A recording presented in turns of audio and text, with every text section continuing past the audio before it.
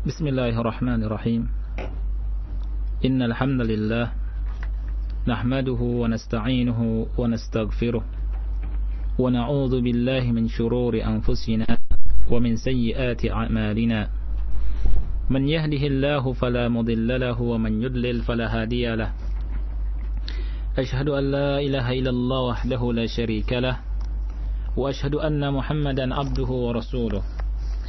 يا أيها الذين آمنوا اتقوا الله حق تقاته ولا تموتن إلا وأنتم مسلمون يا أيها الناس اتقوا ربكم الذي خلقكم من نفس واحدة وخلق منها زوجها وبث منهما رجالا كثيرا ونساء واتقوا الله الذي تساءلون به والأرحام إن الله كان عليكم رقيبا يا أيها الذين آمنوا اتقوا الله وقولوا قولا سديدا يصلح لكم أعمالكم ويغفر لكم ذنوبكم ومن يطع الله ورسوله فقد فاز فوزا عظيما أما بعد فإن أصدق الحديث كتاب الله وخير الهدي هدي محمد صلى الله عليه وعلى آله وسلم وشر الأمور محدثاتها فإن كل محدثة بدعة وكل بدعة ضلالة وكل ضلالة في النار ثم أما بعد.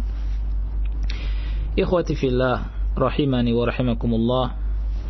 Pertama-tama marilah kita panjatkan puji syukur kepada Allah Subhanahu wa taala karena begitu banyak kenikmatan yang Allah berikan kepada kita. Dan begitu juga yang kedua, kita meminta kepada Allah Subhanahu wa taala agar Allah memberikan kepada kita rizki berupa keikhlasan di dalam ucapan-ucapan kita dan dalam amalan-amalan kita, yang dengannya Allah terima amalan-amalan kita tersebut dan ucapan-ucapan kita tersebut. Dan kita meminta kepada Allah Subhanahu wa taala agar Allah Subhanahu wa taala memberikan ilmu yang bermanfaat. Karena dengan ilmu yang bermanfaat kita beramal dan kita berucap dibimbing dan selalu di atas ilmu, sehingga Allah Subhanahu wa taala meridhai kita semua. Para pendengar yang Allah muliakan, para pendengar Roja dimanapun Anda berada, seperti biasa yang telah dijadwalkan pada hari ini atau setiap hari Senin ba'dal asr, kita akan membahas sebuah kitab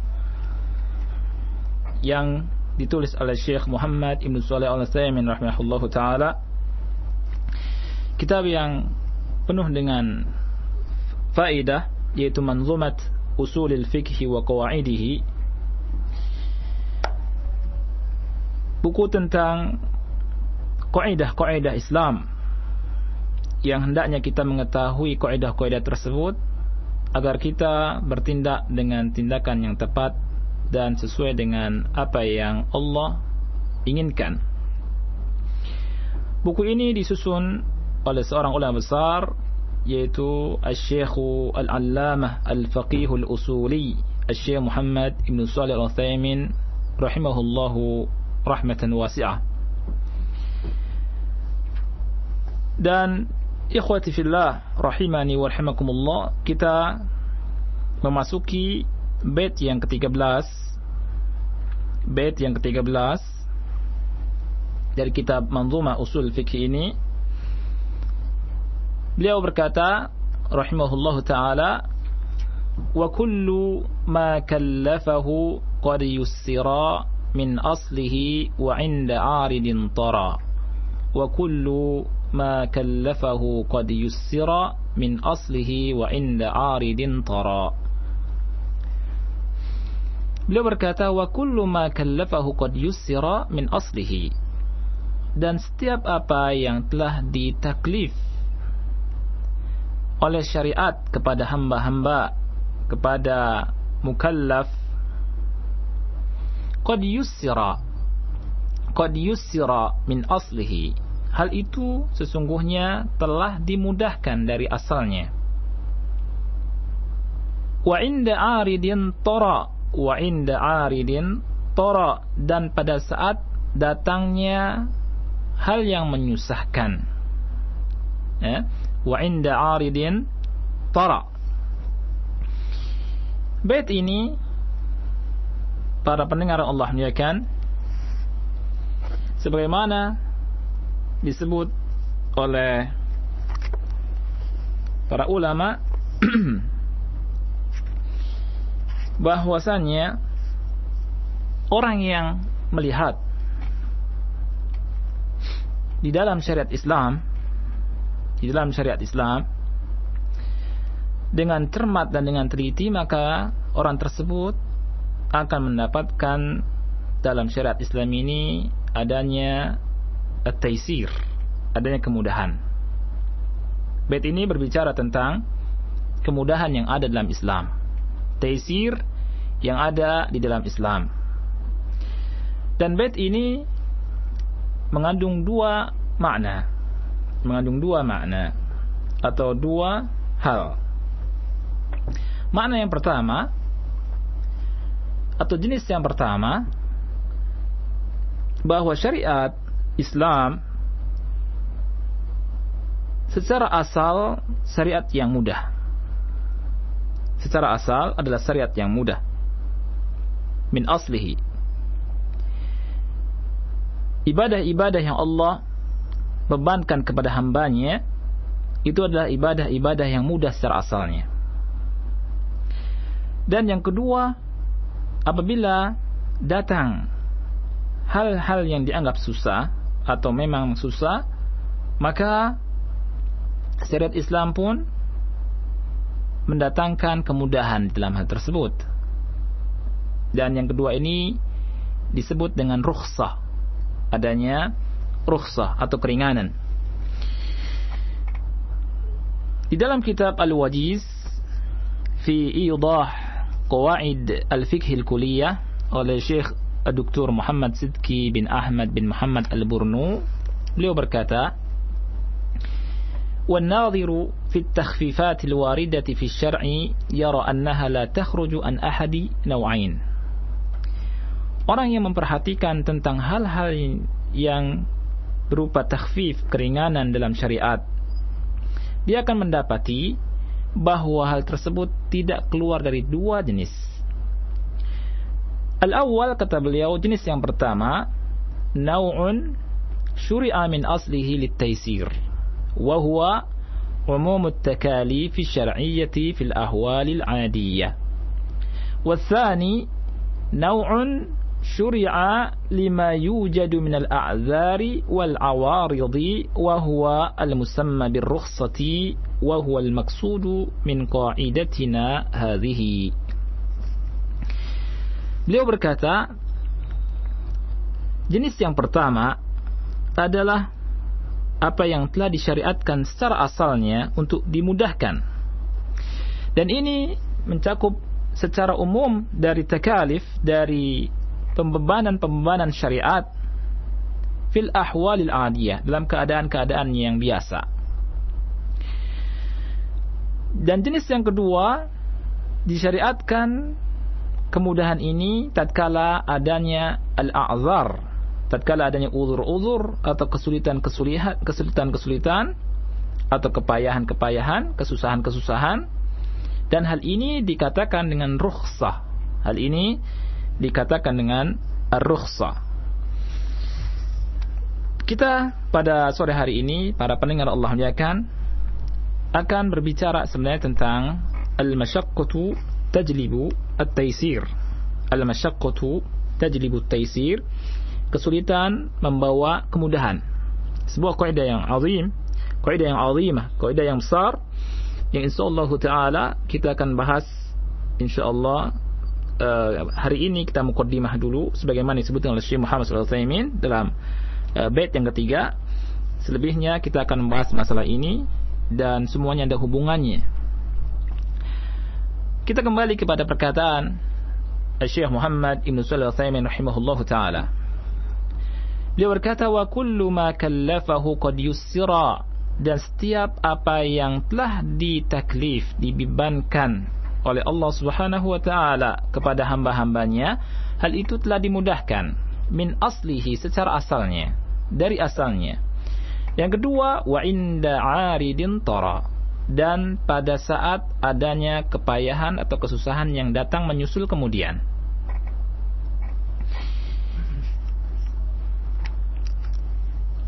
Dalil dari kaidah ini Syekh Muhammad Shalih Al-Utsaimin rahimahullahu taala dalam kitab Manzumah Usul Al-Fiqh wa Qawaidihi menyebutkan 3 dalil dari Al-Qur'anul Karim dan 3 dalil dari Sunnah An-Nabawiyah atau dari Al-Ahadits An-Nabawiyah. Di antaranya adalah firman Allah Subhanahu wa taala di dalam surat Al-Hajj ayat 78. Dalam surat Al-Hajj ayat 78 bahwa din Islam ini din yang mudah. Bahwa din Islam ini din yang mudah. Takalif, ibadah-ibadah yang dibebankan oleh Allah Subhanahu wa taala kepada hamba-hambanya adalah mudah. Di antara dalilnya adalah firman Allah Subhanahu wa taala. Allah taala berfirman, وَمَا جَعَلَ عَلَيْكُمْ فِي الدِّينِ مِنْ حَرَجٍ. Al-Hajj ayat 78. وَمَا جَعَلَ عَلَيْكُمْ فِي الدِّينِ مِنْ حَرَجٍ. Al-Hajj ayat terakhir, ayat 78. Allah Subhanahu wa taala berfirman, dan Allah sekali-kali tidak menjadikan untuk kamu dalam agama suatu kesempitan. وَمَا جَعَلَ عَلَيْكُمْ فِي الدِّينِ min haraj. Allah dalam ayat yang mulia ini menafikan kesempitan atau kesulitan. Wa ma ja'ala 'alaikum fid dini min haraj. Ayat yang kedua yang beliau sampaikan adalah surat Al-Baqarah ayat 185.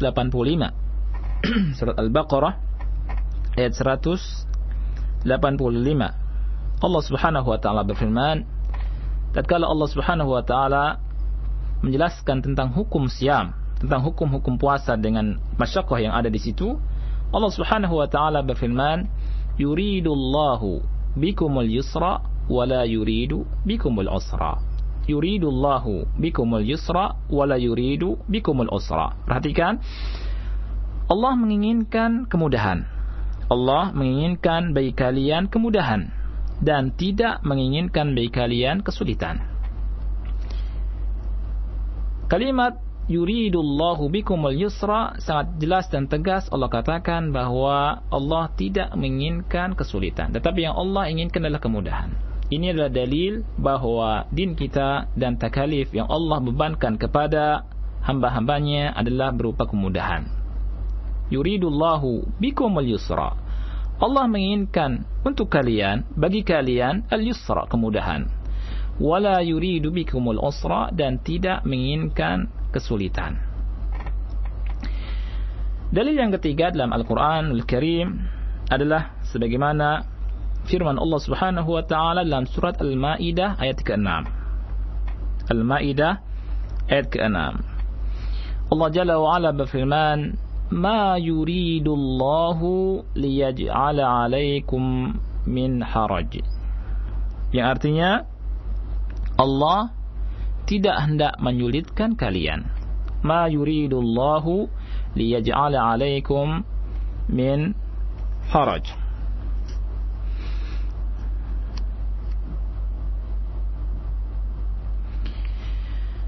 Kemudian Rasul yang mulia alaihi salatu wassalam bersabda dalam hadis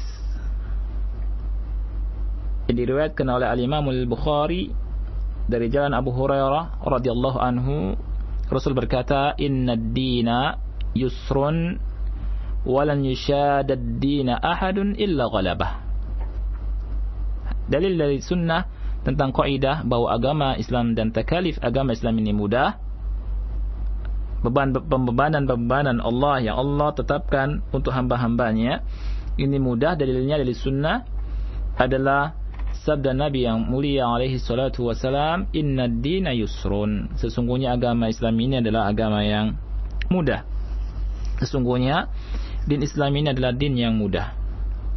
Dan tidak ada seseorang pun yang memberat-beratkan dirinya dalam melakukan ketaatan illa ghalabah, melainkan dia akan terkalahkan. Kemudian Rasul yang mulia alaihi salatu wassalam juga pernah bersabda dalam hadis riwayat al-Imam al-Bukhari, kata beliau, yassiru wa la tu'assiru, basyiru wa la tunaffiru. Permudahlah oleh kalian, jangan membuat kesulitan, jangan menyulit-nyulitkan. Wa basyiru wa la tunaffiru, dan berilah kabar gembira dan janganlah kalian membuat manusia lari. Kemudian juga dalam hadis yang lain Rasulullah SAW bersabda, dalam hadis yang diriwayatkan oleh Imam al-Bukhari, beliau bersabda, fa innama bu'istum muyassirina wa lam tub'atsu mu'assirin. Sesungguhnya kalian diutus oleh Allah Subhanahu wa taala untuk memudahkan dan tidak diutus untuk mempersulit. Hal ini dijelaskan bahwa hadis ini berkenaan tentang adanya seorang A'rabi, Arab Badui, ya, yang kencing di masjid. Kemudian para sahabat Rasulullah SAW memarahi orang ini. Kemudian Rasulullah SAW berkata, da'uhu, biarkanlah dia. Wahariku ala baulihi sajlan min ma'in aw dhanuban min ma'in. Kemudian siramlah di atas air kencingnya satu timba, kata Rasulullah SAW, karena sesungguhnya kalian diutus untuk membawa kemudahan dan bukan diutus untuk menyulitkan. Ya, Rasulullah berkata, fa inna ma bu'ithtum muyassirin wa lam tub'atsu mu'assirin. Inilah beberapa hadis dari Rasulullah sallallahu alaihi wasallam tentang kaidah bahwa Islam adalah agama yang mudah dan takalif yang Allah bebankan kepada hamba-hambanya adalah takalif yang mudah secara asalnya.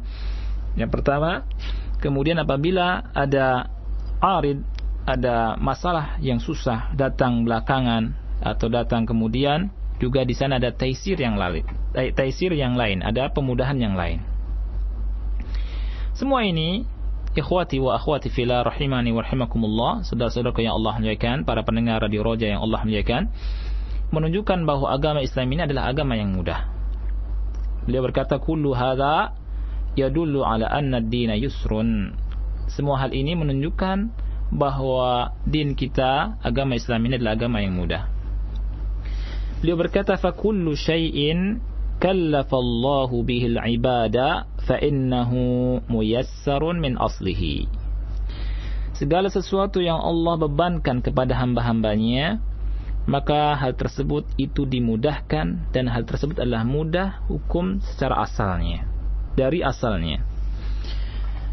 Dan Syekh Muhammad bin Shalih Al-Utsaimin rahimahullahu taala memberikan beberapa contoh, di antara seperti salat, kemudian zakat, kemudian puasa dan haji. Ya. Ibadah-ibadah seperti salat, zakat, puasa dan haji, kalau kita perhatikan, para pendengar Allah muliakan, maka di situ jelas sekali Allah Subhanahu wa taala tidak ingin memberatkan hamba-hambanya. Ya. Karena Allah Subhanahu wa taala berkata, "Wa ma ja'ala 'alaikum fid dini min haraj." Allah tidak menjadikan agama ini sesuatu yang sulit. Dan Allah pun berfirman, "Yuridullahu bikumul yusra wa la yuridu bikumul usra." Allah menginginkan bagi kalian kemudahan dan Allah tidak menginginkan kesusahan. Kalau kita perhatikan, mari kita perhatikan tentang beberapa ibadah yang Allah telah wajibkan kepada kita. Dan kita tahu, para pendengar Allah muliakan, bahwa kita diciptakan oleh Allah Subhanahu wa taala adalah untuk beribadah. Wa ma khalaqtul jinna wal insa illa liya'budun. Dan tidaklah aku menciptakan jin dan manusia kecuali agar mereka beribadah kepadaku. Dan Allah Subhanahu wa ta'ala menciptakan kita juga bukan untuk main-main. Allah Subhanahu wa ta'ala berfirman, "Afahasibtum annama khalaqnakum 'abatha wa annakum ilaina la turja'un?" Apakah kalian mengira, apakah kalian menyangka bahwasanya kalian diciptakan untuk bermain-main, untuk bersenda gurau, untuk santai-santai berleha-leha? Wa annakum ilaina la turja'un, dan apakah kalian mengira bahwa kalian tidak dikembalikan kepada kami?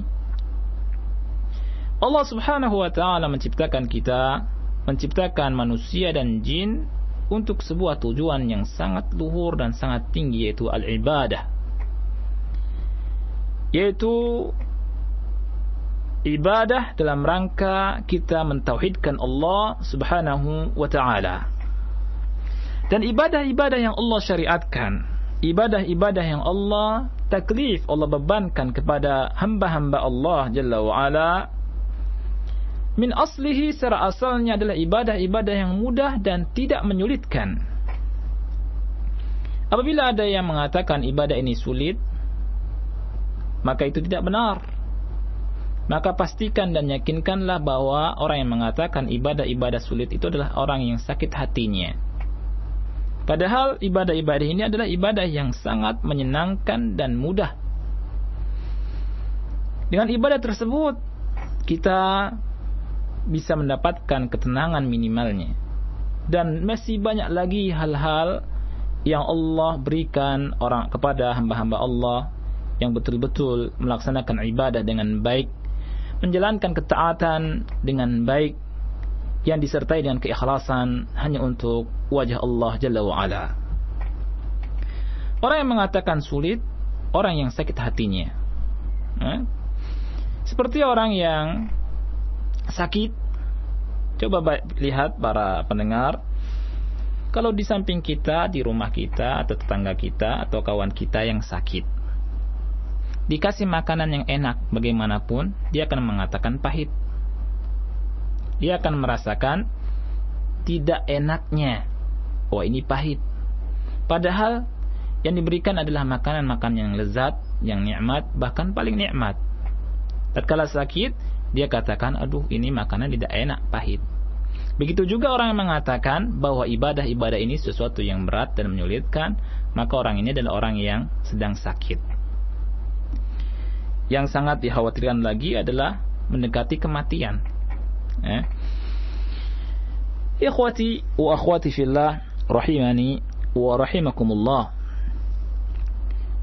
Contoh, kita perhatikan contoh salat.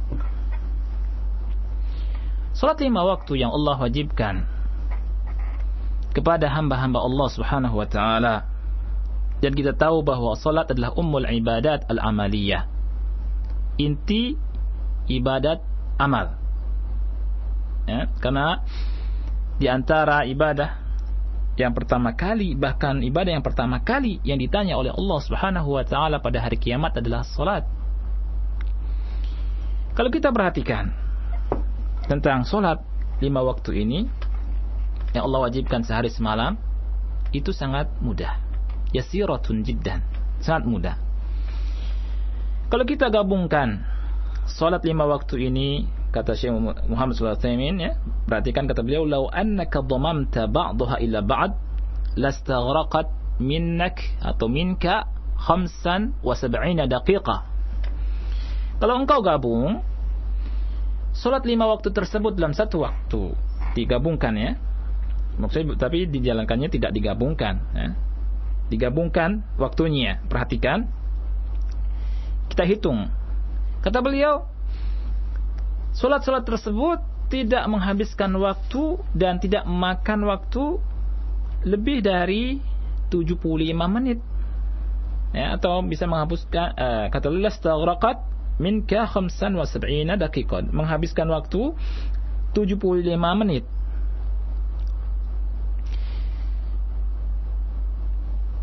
Untuk salat 10 menit dan untuk wudu 5 menit.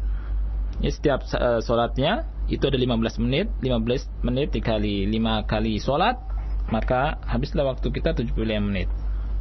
1 jam lebih 15 menit. Ya.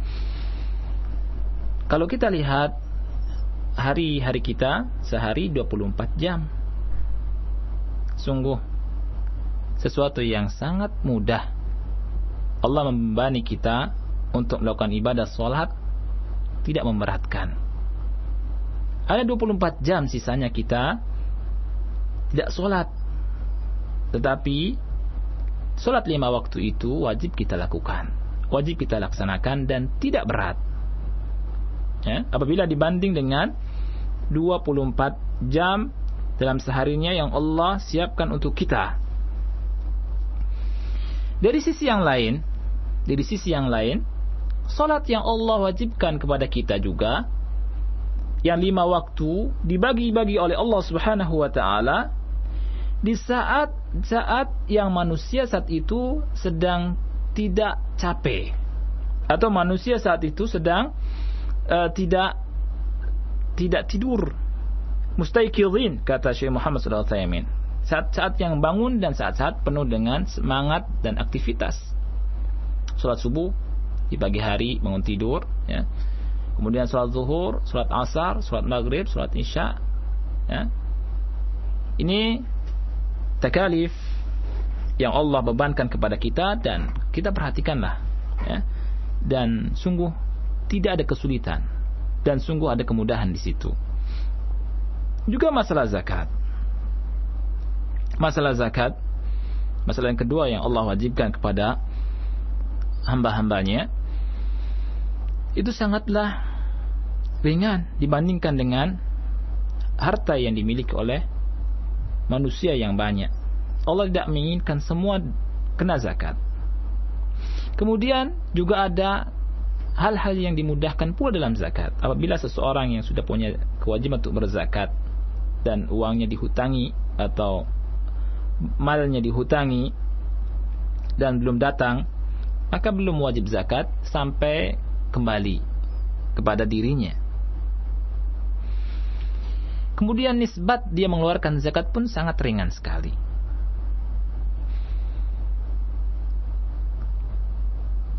Contoh yang ketiga, puasa.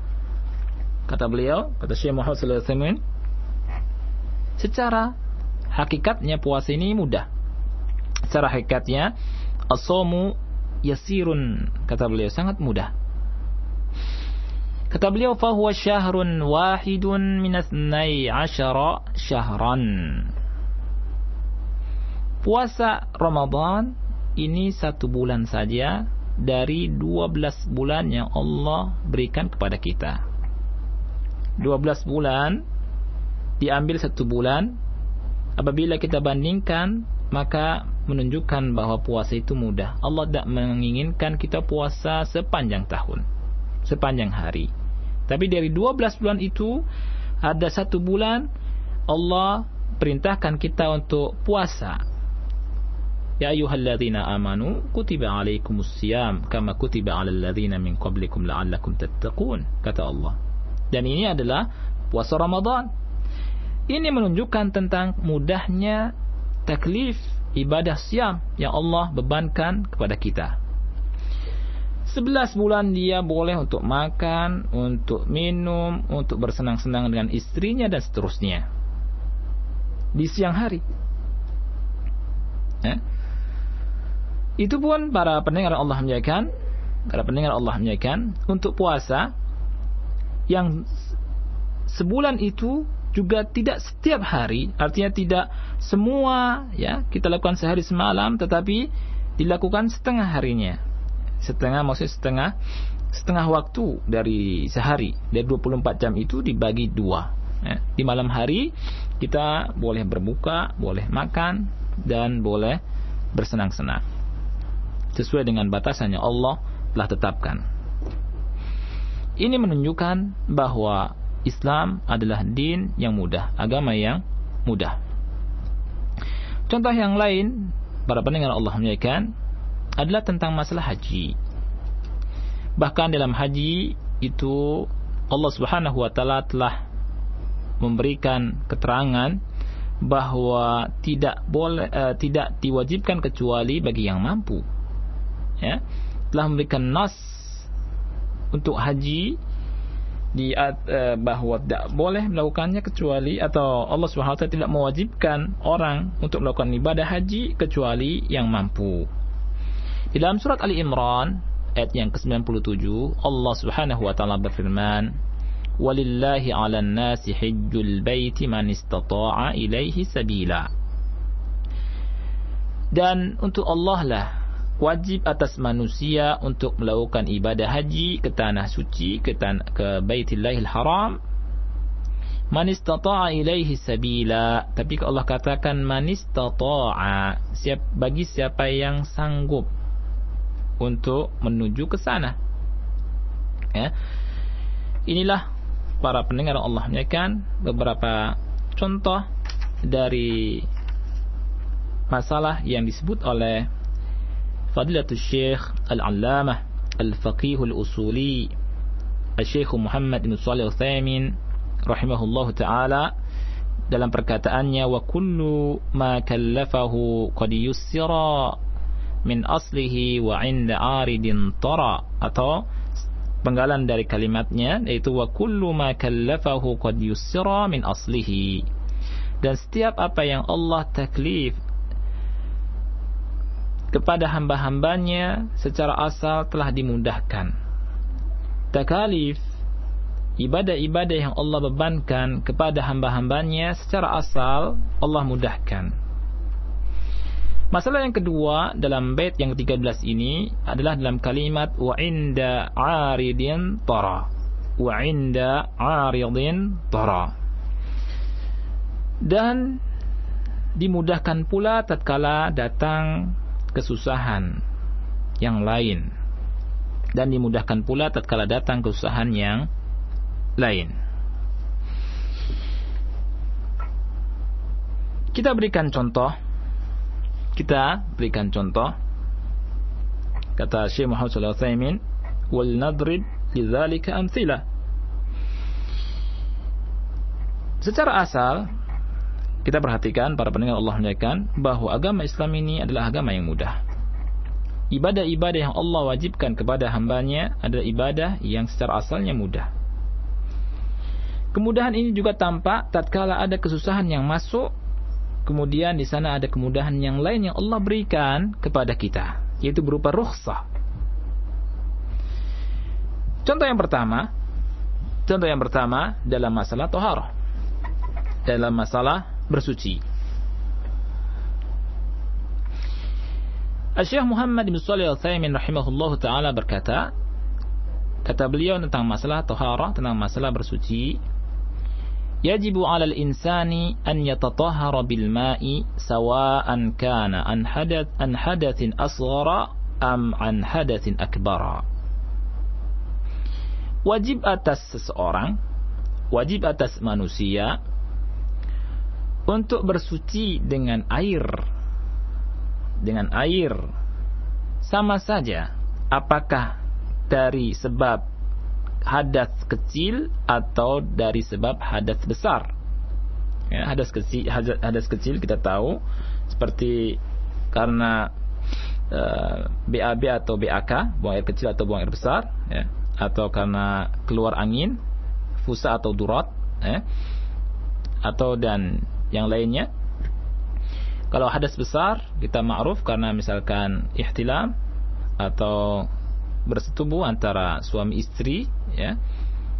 Dan ini hukum asalnya wajib dengan air. Ya. Kalau ingin mensucikan diri dari hadas kecil, maka dia berwudu. Kalau ingin mensucikan diri dari hadas besar, maka dia mandi dengan mandi junub istilahnya. Fa in kana maridan wa yukhsha ala nafsihi fa innahu yatayammam. Kata beliau rahimahullah, kalau orang orang itu sakit dan dikhawatirkan akan dirinya, maka boleh bagi dia untuk bertayamum. Boleh bagi dia untuk tidak menggunakan air. Lihat dari sini ada kemudahan. Dan lihat dari sini bahwa kita dengan mengetahui hal ini lebih mencintai agama kita ini. Bahwa agama kita ini agama Islam yang Allah turunkan untuk kemaslahatan kita semua adalah agama yang mudah. Tatkala seseorang dikhawatirkan tambah penyakitnya dan dikhawatirkan lama sembuhnya, maka boleh bagi orang yang sakit tersebut untuk bertayamum. Apakah ada dalilnya? Tentunya ada. Dalilnya adalah ayatut taharah dalam surat Al-Maidah di dalam ayat yang ke-6. Perhatikan. Allah Subhanahu wa taala dalam ayat yang ke-6 ini berfirman, Ya ayyuhalladzina amanu idza qumtum ila sholati faghsilu wujuhakum wa aydiyakum ilal marafiqi wamsahu bi ru'usikum wa arjulakum ilal ka'bayn wa in kuntum junuban fattahharu.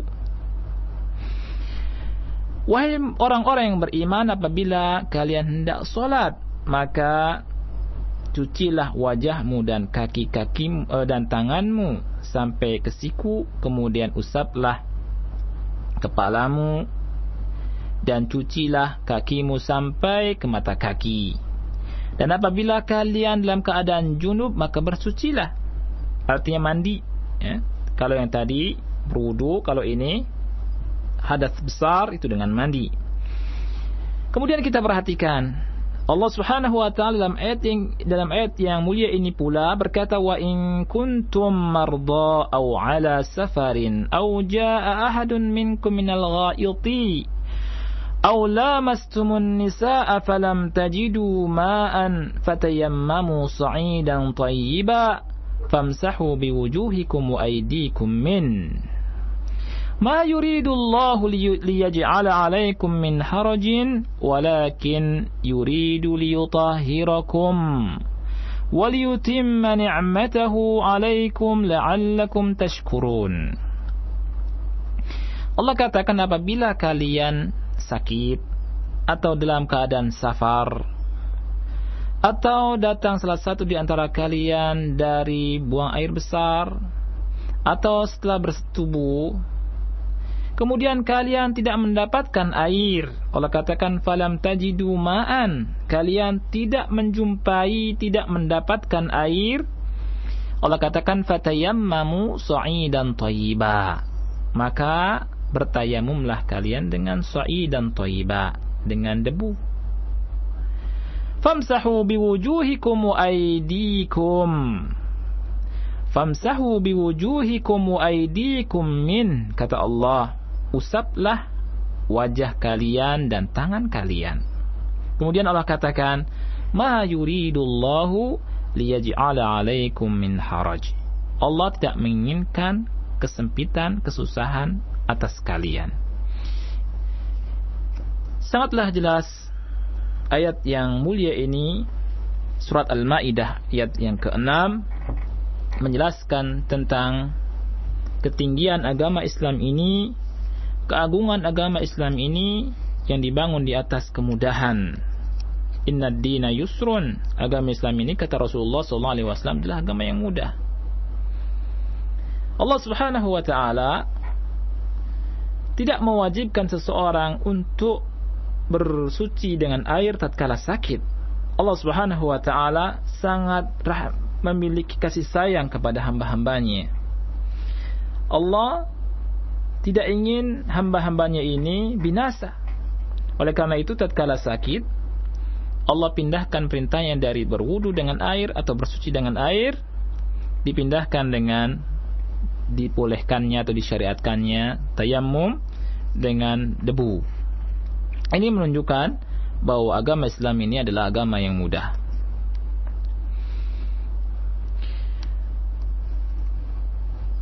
Dalam sebuah hadis yang sahih, para pendengar Allah muliakan, Amr bin al-As radhiyallahu anhu tatkala diutus oleh Nabi yang mulia alaihi salatu wasalam dalam sebuah pasukan kecil, ya. Pada suatu waktu beliau junub pada di malam hari yang sangat dingin, ya. Itu Amr bin Al-As, ya. Kemudian beliau bertayamum dan sholat mengimami para sahabatnya dan para sahabat Rasulullah sallallahu alaihi wasallam. Kemudian faqala lahu an-nabiy sallallahu alaihi wasallam. Nabi sallallahu alaihi wasallam berkata kepada Amr bin As, "As-sallaita bi ashabika wa anta junub?" Apakah engkau salat mengimami para sahabatmu dalam keadaan junub, wahai Amr bin As? Kemudian Amr bin As menjawab, "Ya Rasulullah, wahai Rasulullah, zakartu qaulallahi ta'ala wa la taqtulu anfusakum innallaha kana bikum rahima." Wahai Rasulullah, saya mengingat firman Allah Subhanahu wa taala, janganlah kalian membunuh diri kalian, sesungguhnya Allah sangat menyayangi kalian. Lihat, Amr bin As tatkala ditanya oleh Rasulullah sallallahu alaihi wasallam, "As-sallaita bi ashabika wa anta junub?" Apakah engkau mengimami para sahabat dalam keadaan junub?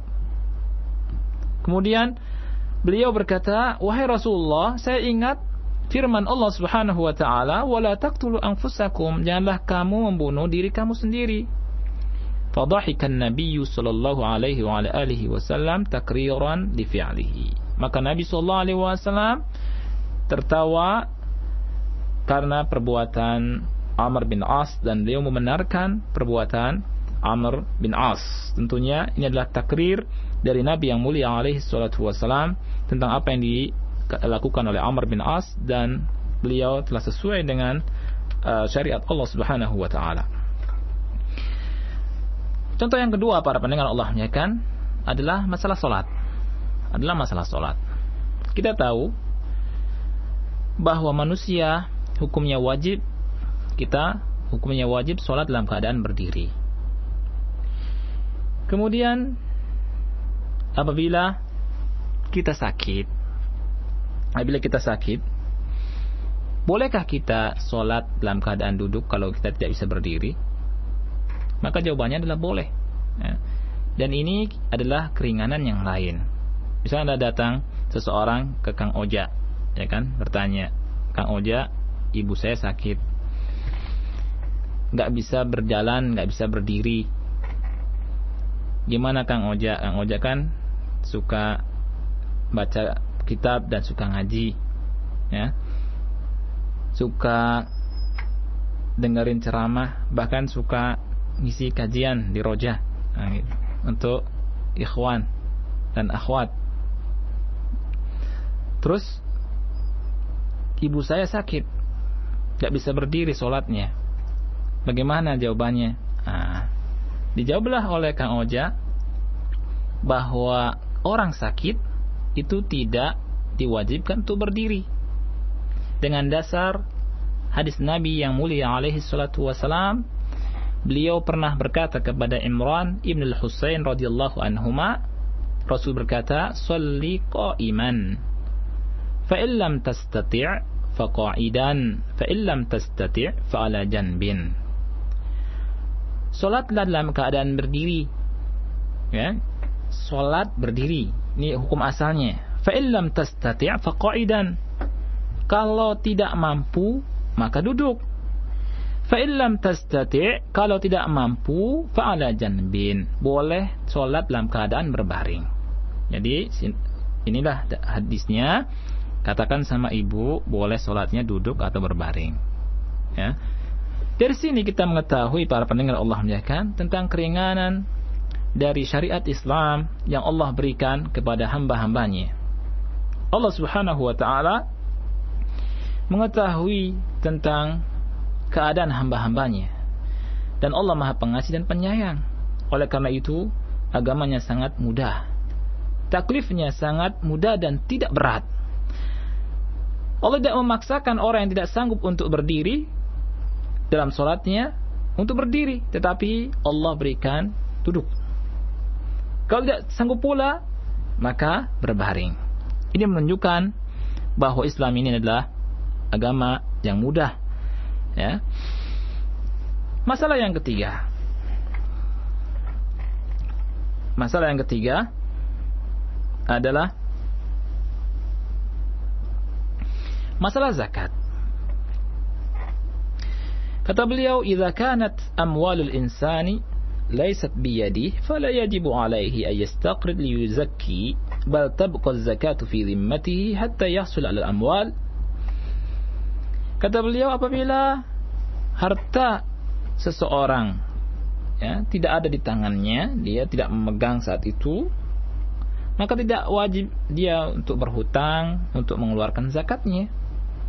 Tetapi tetap zakatnya tetap berada pada tanggungannya sampai uangnya itu atau hartanya itu datang kepadanya, kemudian dia mengeluarkan zakatnya. Contoh yang keempat, para pendengar Allah muliakan, adalah masalah saum, masalah puasa, ya. Masalah puasa. Kata Syekh Muhammad Ibn Shalih Al-Utsaimin rahimahullah berkata, "Yajibu 'alal insan an yasuma Ramadan, fa in kana maridan falahu ay yu'akhkhira as-sawma hatta yabra. Wa kadzalika idza kana musafiran, li'anna al-musafira yashukku 'alayhi as-sawmu fil ghalib." Kata beliau, wajib bagi manusia untuk puasa Ramadan. Jadi puasa Ramadan itu hukumnya wajib, ya. Jadi kalau sudah besar, sudah balik, itu wajib puasa Ramadan. Tidak boleh meninggalkan puasa Ramadan. Dan kita sangat prihatin sekali, ya, mendengar bahkan menyaksikan orang-orang Islam, saudara-saudara kita, kaum kita, di siang hari Ramadan itu tidak puasa Ramadan. Padahal sudah besar, ya, sudah punya anak, bahkan sebagainya punya cucu, malu dong, ya kan? Merokok di jalan, kemudian sembunyi-sembunyi masuk ke warteg, ya, kemudian nyantap, habis itu kenyang keluar. Ini musibah, ya, bagi umat Islam di Indonesia ini. Allah Subhanahu wa taala mewajibkan puasa Ramadan, yang itu sebulan sekali dari 12 bulan yang ada. Tetapi apabila datang kesusahan, misalkan orang itu sakit, maka boleh bagi orang tersebut untuk mengakhirkan puasa wajib ini sampai sembuh, diganti di hari yang lain. Tatkala bulan Ramadan orang tersebut sakit dan sakitnya tidak bisa membuat dia itu untuk melakukan ibadah saum, maka boleh bagi dia berbuka kemudian sampai sembuh dan diganti di hari-hari yang lain. Begitu juga bagi orang yang safar, melakukan perjalanan jauh atau safar, ya. Kemudian dia merasa susah safarnya, dia apabila terus berpuasa merasa berat, maka boleh bagi dia untuk berbuka. Apa dalilnya? Dalilnya adalah surat Al-Baqarah ayat 185. Allah Subhanahu wa taala berfirman, "Syahrul Ramadan alladzi unzila fihi al-Qur'an hudan lin-nasi wa bayyinatin minal huda wal furqan." Bulan Ramadan yang diturunkan di dalamnya Al-Qur'an sebagai petunjuk bagi manusia dan penjelas, ya. Di dalamnya ada huda dan furqan. "Faman syahida minkumus syahra falyasumhu." Siapa di antara kalian yang melihat bulan tersebut, menyaksikan bulan tersebut, maka hendaknya dia berpuasa. Ini wajib, ya. Falyasumhu. Ini dalil tentang wajibnya berpuasa. Allah Subhanahu wa taala berfirman, "Wa man kana maridan aw 'ala safarin fa'iddatun min ayyamin ukhar." Dan barang siapa yang sakit atau dalam keadaan safar boleh diganti dalam hari-hari yang lain. Ya. Kemudian contoh dua lagi, kemudian selesai. Contoh dalam masalah haji, para pendengar Allah muliakan, juga apabila seseorang punya harta, kemudian, ya, tetapi dia ada penyakit, ya, sakit, maka boleh bagi dia untuk menggantikan hajinya dengan orang lain atau memerintahkan wakil dan menghajikannya, ya. Sebagaimana dalam sebuah hadis ada seorang wanita datang kepada Nabi SAW. Dia berkata, Inna faridatallahi ala ibadihi fil hajj adraktu abi syekhan kabiran la yathbutu ala rahilah afa ahujju anhu. Qala na'am hujji anhu. Kata wanita itu, sesungguhnya Allah mewajibkan atas hamba-hambanya untuk melakukan ibadah haji. Kemudian saya menjumpai bapakku, ayahku itu sudah tua dan la yathbutu ala rahilah, ya, tidak sanggup untuk menaiki tunggangannya, artinya tidak bisa, sudah karena sudah tuanya, ayahnya tidak sanggup untuk naik kendaraan, apakah itu onta atau kuda. Kata wanita itu, afa hujju anhu, apakah saya boleh menghajikannya? Rasul berkata, na'am hujji anhu, na'am hujji anhu, boleh, ya, betul, dan berhajilah untuknya. Kemudian juga masalah nafaqat, para pendengar Allah muliakan, ya, Allah Subhanahu wa taala itu tidak mewajibkan sama. Jadi di sana para fuqaha rahimahullah taala telah memberikan beberapa keterangan tentang nafaqah. Seorang laki-laki yang punya istri, ya, itu tidak sama memberikan nafkahnya kepada istrinya. Dilihat dari mampu atau tidaknya laki-laki tersebut. Kalau laki-laki ini termasuk orang yang musir, artinya orang yang kaya, maka hendaknya dia berikan sesuai dengan adat kebiasaan orang-orang kaya di desa tersebut atau daerah tersebut, berapa dia kasih ke istri.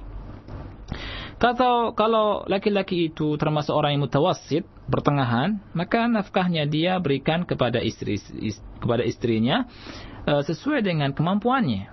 Begitu juga kalau termasuk orang yang mu'sir, orang yang susah, maka dia pun diwajibkan nafkah tetap, tapi dengan nafkah yang termasuk orang-orang mu'sir, orang yang miskin, orang yang kesulitan, dan tidak boleh bagi istrinya meminta kepada suaminya yang mu'sir, suaminya yang kesusahan, kesulitan, seperti nafkahnya orang-orang yang kaya.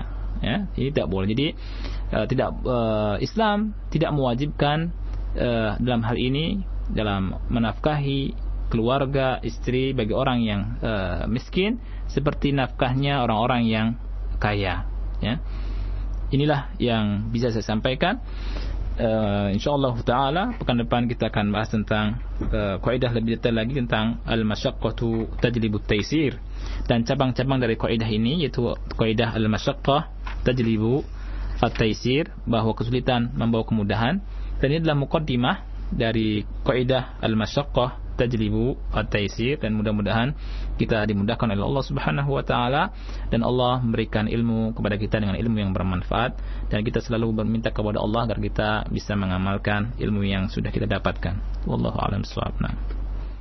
Nah, Ustaz, jazakumullahu khairan atas materi yang telah antum sampaikan di sore hari ini. Demikianlah para pendengar semua, setelah kita simak bersama kajian yang beliau sampaikan di sore hari ini seputar tentang kesulitan membawa kemudahan, dan insyaallah kita akan adakan sesi soal jawab untuk Anda semua yang ingin bertanya lebih jauh lagi seputar pembahasan yang telah beliau sampaikan pada poin yang ke-13 atau syair yang ke-13 dari kitab Manzumah Ushul Fiqh wa Qawaidihi. Dan kita akan angkat langsung, Ustaz, pertanyaan soal jawabnya. Yang pertama kita akan angkat dari pertanyaan pesan singkat, Ustaz. Assalamualaikum warahmatullahi wabarakatuh, Ustaz. Waalaikumsalam warahmatullahi wabarakatuh. Ustaz, anak saya masih kecil dan mereka sering ngompol di kasur dan di bantal. Bagaimanakah hukum najis air kencing yang sudah kering di kasur? Apakah saya harus mandi ketika mau sholat? Syukran, silakan. Ya. Kalau najis dari anak kecil, kalau anak kecil laki-laki dan perempuan ada bedanya. Tetapi kalau sudah semuanya makan nasi, anak kecil tersebut sudah ngompol, ya, maka dia sebelum sholat wajib bagi dia untuk menghilangkan najis tersebut. Tidak mesti mandi wajib, ya. Dia sucikan, tidak mesti mandi, maksudnya dia misalkan najisnya di pakaian, maka bisa diganti dengan pakaian yang lain, ya. Kalau mandi itu adalah karena hadas akbar, hadas besar, itu mandi. ya, mandi besar maksudnya, itu karena hadas akbar. Bila seseorang berhubungan dengan istrinya atau istri dengan suaminya, itu diantara hal yang mewajibkan mandi besar.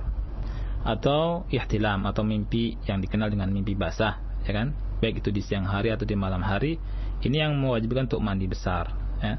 Tapi kalau misalkan terpercik dengan tadi najis, air kencing, maka itu adalah cukup diganti dengan yang lain atau dicuci, ya, sehingga bersih. Wallahu a'lam bishawab. Kalau seandainya sudah kering Ustaz, di atas kasurnya itu bekas air kencing anak ini sudah kering Ustaz, apakah ketika seorang itu tidur, kemudian ketika dia bangun hendak sholat, dia membersihkan badannya saja, cukup mandi, atau cukup langsung sholat gitu Ustaz?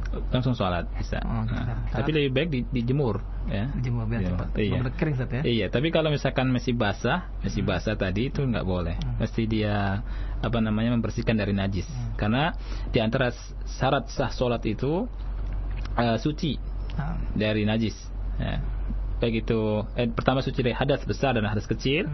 Yang kedua tempatnya dan dia juga bersih dari najis. Dirinya tidak kena najis dan tempatnya tidak ada najis. Sebagaimana Rasulullah SAW itu pernah sholat pakai sendal, kemudian beliau membuka sendalnya, ya kan. Kemudian para sahabat Rasulullah SAW juga mengikuti tindakan Rasulullah SAW membuka sandal-sandalnya, kan gitu. Kemudian setelah akhir sholatnya, singkatnya Rasulullah memberitahu kepada mereka bahwa di sandalnya ada najisnya. Baik. Nah, dan selanjutnya yang kedua Ustaz. Assalamualaikum, dari Usnul Cikarang. Ustaz, Ana ingin tanya, apakah hutang puasa Ramadan yang ditinggalkan oleh orang tua Ana yang telah meninggal harus digantikan oleh walinya, didasarkan pada hadis dari Aisyah radhiyallahu anha, Rasulullah sallallahu alaihi wasallam bersabda, barang siapa yang mati sedang dia masih mempunyai hutang puasa, maka hendaknya walinya berpuasa untuk menggantinya. Hadis Bukhari dan Muslim. Silakan Ustaz. Baik. Tentang masalah hutang puasa, setahu ana yang wajib diganti adalah puasa nazar, ya. Allahu a'lam bishawab. Nah, Ustaz. Baik, selanjutnya kita akan angkat kembali Ustaz yang terakhir dari pesan singkat. Nanti kita akan buka melalui telepon. Ustaz, Assalamualaikum Ustaz, dari Jubaidah di Bekasi. Ustaz, sakit seperti apakah yang dibolehkan untuk bertayamum? Silakan Ustaz. Nah, sakit seperti apakah yang dibolehkan untuk bertayamum? Disebutkan oleh ulama, kalau saya Utsaimin sendiri di sini, sakit yang apabila dengan air wudhu tersebut, pertama sakit kita tambah sakit, ya. Yang kedua atau menahan atau membuat tamak sakit kita dari sembuhnya, ya. Seperti misalkan antum ada luka di kepala, ya, luka di tangan dan seterusnya, apabila kita berwudu kemudian tambah sakit, nah itu dibolehkan untuk bertayamum, ya.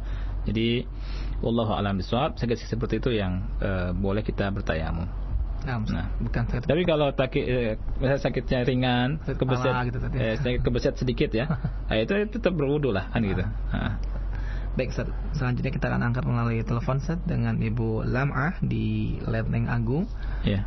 Halo. Assalamualaikum. Waalaikumsalam warahmatullahi. Ya, saya mau nanya Pak, gini kan waktu itu saya pernah dijakatin sama saudara saya. Terus dia bilang, "Nih teh saya jakat sama teteh." Terus saya pinjam lagi gitu. Jakat fitrah ya waktu itu, Pak.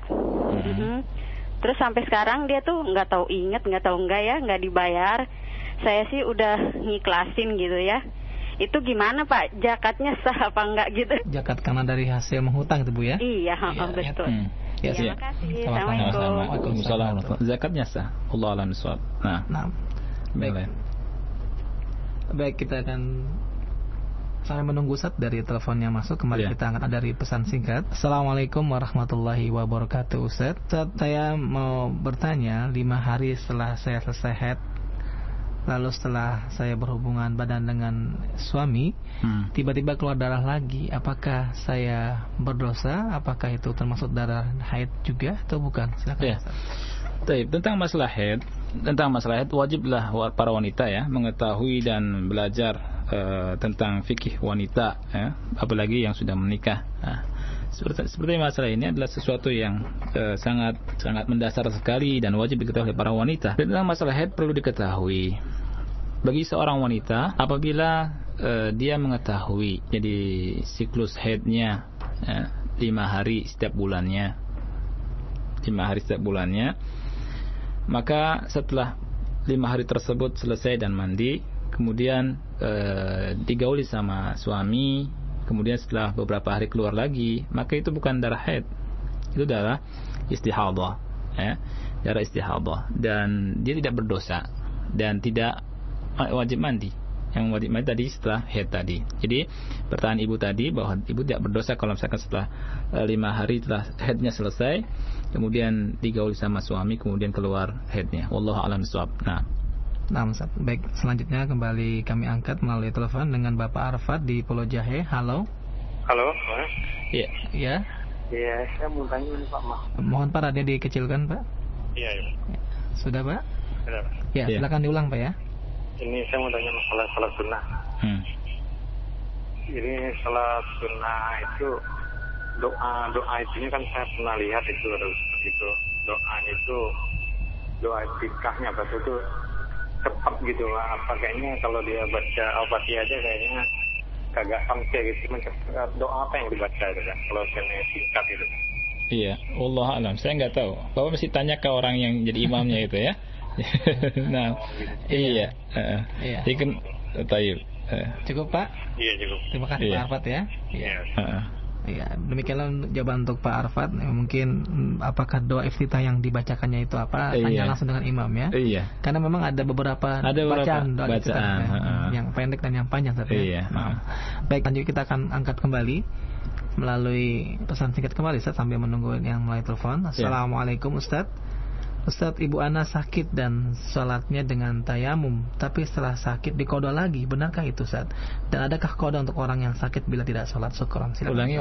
Ibu ana sakit dan sholatnya dengan tayamum Ustaz, tapi setelah dia sembuh dari sakitnya, dia mengqadha sholat tersebut Ustaz. Benarkah hal tersebut? Dan adakah qadha untuk orang yang sakit bila tidak sholat? Syukran. Iya. Enggak benar. Kalau sudah tayamum maka dia tidak wajib mengqadha. Cukup ya, karena apabila sudah ada tayamum dan karena memang alasannya ada sakit, tadi disebutkan dalam Al-Qur'an kan gitu kan. Subhanahu wa ta'ala berfirman dalam Al-Qur'an dalam surat Al-Maidah ayat berapa? Ayat 6, ya kan?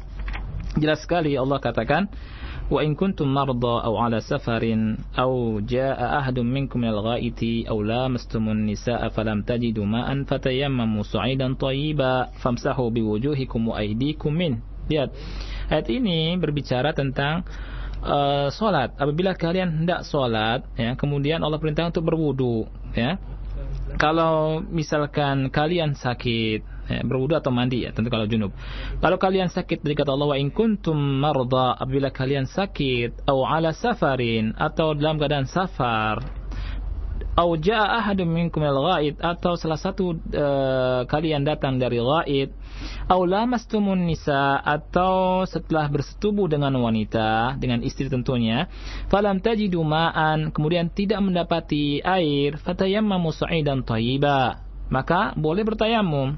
Allah katakan famsahu biwujuhikum wa aydikum minhu, usapkanlah wajah-wajah kalian dan tangan-tangan kalian dengannya atau darinya. Ini menunjukkan bahwa Allah Subhanahu wa taala mensyariatkan apabila seorang itu sakit, wa in kuntum marda, syahidnya di sini, maka dari wudu diganti dengan tayamum. Dan tidak diganti lagi, tidak diqadha lagi, kan tidak ada keterangan dalam masalah ini untuk mengqadha sesuatu yang sudah dilakukan dari tayamum tersebut karena apabila ada alasannya. Dan jelas sekali Allah katakan, ma yuridullahu liyaj'ala 'alaikum min haraj. Allah tidak menginginkan kalian kesusahan atas kalian. Jadi untuk ibu tersebut tidak mesti mengqadha, ya. Bukan tidak mesti mengqadha, dan tidak ada syariatnya mengqadha setelah tayamum. Wallahu a'lam bishawab. Nah, Ustaz. Baik, kembali kami angkat melalui phone dengan Pak Beni di Kramat Jati. Halo. Assalamualaikum. Waalaikumsalam warahmatullahi. Silakan Pak. Ya, saya mau tanya, kalau sholat sunnah wudu itu hadisnya sahih nggak Ustaz? Ya. Ya, itu aja Pak. Ya, terima kasih Pak. Baik, wallahu a'lam. Setahu ana sahih dilakukan oleh Bilal radhiyallahu anhu dan Rasulullah SAW mengiyakannya. Itu di antara takrir dari Rasulullah SAW terhadap Bilal, ya.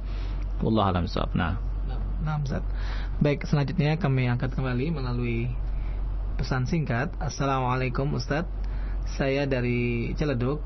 Yang ingin saya tanyakan, bagaimanakah hukumnya kalau waktu puasa, di mana pada waktu itu saya mengalami kecelakaan dan dalam keadaan datang bulan, lalu saya melakukan operasi besar selama 20 hari saya tidak sholat, dan apakah saya harus mengganti sholat karena saya belum bisa mandi junub? Silakan Ustaz. Ulangi ya, dia junub. Baca lagi. Iya, baik. Nah, beliau ini menanyakan waktu itu di dalam bulan puasa mengalami kecelakaan, kemudian dan pada saat itu pula datang bulan dan juga melakukan operasi besar. Wanita ini. Saat itu juga datang bulan. Lalu operasi besar selama 20 hari tidak sholat. Pertanyaan sama, apakah saya harus mengganti sholat karena pada waktu itu saya belum mandi junub? Silakan Ustaz. Baik. Untuk saudari yang bertanya tadi, pertama, bertobatlah kepada Allah Subhanahu wa taala karena telah meninggalkan kewajiban yang besar, yaitu sholat 5 waktu, dan tidak ada alasan apapun dari hal tersebut untuk meninggalkan sholat 5 waktu. Semampunya, ya, sebagaimana sabda Rasul yang mulia alaihi salatu wasallam, sholli qa'iman fa illam tastati' fa qa'idan fa illam tastati' fa 'ala janbin. Salat dalam keadaan berdiri, kalau tidak bisa dalam keadaan duduk, kalau tidak bisa dalam keadaan berbaring. Kemudian bertanya apakah ada qadha? Setahu ana tidak ada qadha dalam masalah salat yang sudah tidak dilakukan karena tidak disyariatkan tentang qadha, mengqadha salat, ya. Wallahu a'lam bishawab. Tapi perlu diketahui, jangan tinggalkan salat. Ya, jangan tinggalkan sholat, dan sholatlah semampunya. Kalau kita sakit, kalau tidak bisa duduk, berbaring. Kalau tidak bisa berdiri, duduk atau berbaring. Wallahu a'lam bishawab. Nah, Ustaz. Baik Ustaz, ini merupakan pertanyaan terakhir pada perjumpaan kita di sore hari ini dari Pak Ngatimo di Ciledug. Halo. Halo, Assalamualaikum Pak Ustaz. Waalaikumsalam warahmatullahi. Ya, silakan Pak. Ana mau menanyakan itu tentang doa setelah sholat berjamaah, Ustaz. Doa berjamaah. Iya, doa setelah sholat berjamaah. Oh iya. Itu menurut tuntunannya apa dipimpin oleh imam apa sendiri-sendiri, Ustaz? Iya. Ya, terima cukup kasih. Pak. Assalamualaikum warahmatullahi wabarakatuh. Waalaikumsalam warahmatullahi wabarakatuh. Silakan Ustaz. Menurut tuntunannya itu sendiri-sendiri, tidak dikomandai oleh imam, ya. Dan kita mengetahui kenapa? Karena sunnah itu ada dua, ada sunnah fi'liyah, ada sunnah tarkiyah, ya. Sunnah fi'liyah, sunnah yang dicontohkan oleh Nabi sallallahu alaihi wasallam, maka kita melakukannya. Sunnah tarkiyah, sunnah yang tidak dicontohkan oleh Nabi SAW, maka kita pun tidak melakukannya. Kalau kita melakukannya dan mendawamkannya, itu adalah bid'ah, tidak boleh dilakukan, ya. Jadi doa berjamaah setelah sholat fardu tidak disunnahkan, ya. Disunnahkan sendiri-sendiri karena orang punya hajat kebutuhan masing-masing. Begitu juga sering dalam masalah ini saya menjawab juga tentang masalah yang sering ditanyakan, yaitu mengangkat tangan setelah sholat berjamaah. Apa hukum mengangkat tangan setelah sholat berjamaah? Jawabannya sangatlah mudah, para pendengar Allah muliakan. Tentang kaidah mengangkat tangan itu disebutkan oleh para ulama, di antaranya Syekh Muhammad Syekh bin Baz rahimahullah taala. Ada 3 hal, ya. Yang pertama, di tempat-tempat yang Rasulullah sallallahu alaihi wasallam mengangkat tangan, maka kita mengangkat tangan, ya. Di dalam beberapa hal, di tempat-tempat yang Rasulullah SAW mencontohkan mengangkat tangan, kita mengangkat tangan. Yang kedua, di tempat-tempat yang Rasulullah SAW tidak mengangkat tangan, maka kita tidak mengangkat tangan. Yang ketiga, di selain yang pertama dan yang kedua, kita dibebaskan. Artinya, boleh mengangkat tangan, boleh tidak. Tetapi dianjurkan untuk mengangkat tangan. Karena ada hadis Rasulullah SAW bersabda, Innallaha hayyun karimun. Allah itu pemalu dan mulia. Allah Subhanahu wa taala yastahyi, malu dari hambanya, idza rafa'a ilaihi yadayhi, apabila mengangkat kedua tangannya untuk berdoa pada Allah, ayyaruddahuma sifran khaibatain, ya. Allah mengembalikannya, tidak memberikan apa-apa, ya. Tentang masalah yang pertama, di tempat-tempat yang Rasulullah SAW mencontohkan mengangkat tangan, maka kita mengangkat tangan seperti dalam surat istisqa, dalam doa istisqa Rasulullah SAW mengangkat tangan, maka kita pun mengangkat tangan. Dalam doa kunut, ya, kunut Rasulullah mengangkat tangan, maka kita mengangkat tangan. Kemudian dalam hal-hal yang lain, dalam seperti waktu doa di waktu haji, seperti di Safa dan Marwah, Rasulullah mengangkat tangan dan seterusnya.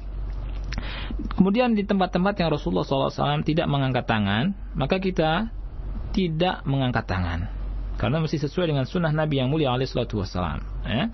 Contoh misalkan sebagian khutbah, kata para ulama di antara Syekh Utsaimin, salah dalam mengangkat tangan waktu khutbah Jumat, doa angkat tangan, ini padahal tidak disunnahkan, ya. Sebagian khutbah salah dalam masalah ini.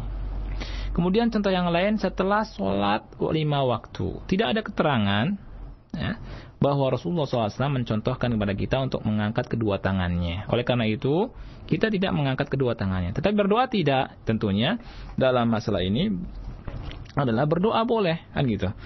Tetapi masalah mengangkat tangan dan tidak mengangkat tangan, mesti kita melihat contoh dari Nabi yang mulia alaihissalatu wassalam. Kemudian yang ketiga, di tempat-tempat selain dari dua yang tadi, itu kita dianjurkan untuk mengangkat tangan. Wallahu a'lam bishawab. Ini mudah-mudahan bermanfaat bagi saya sendiri dan bagi yang mendengar dari Radio Roja.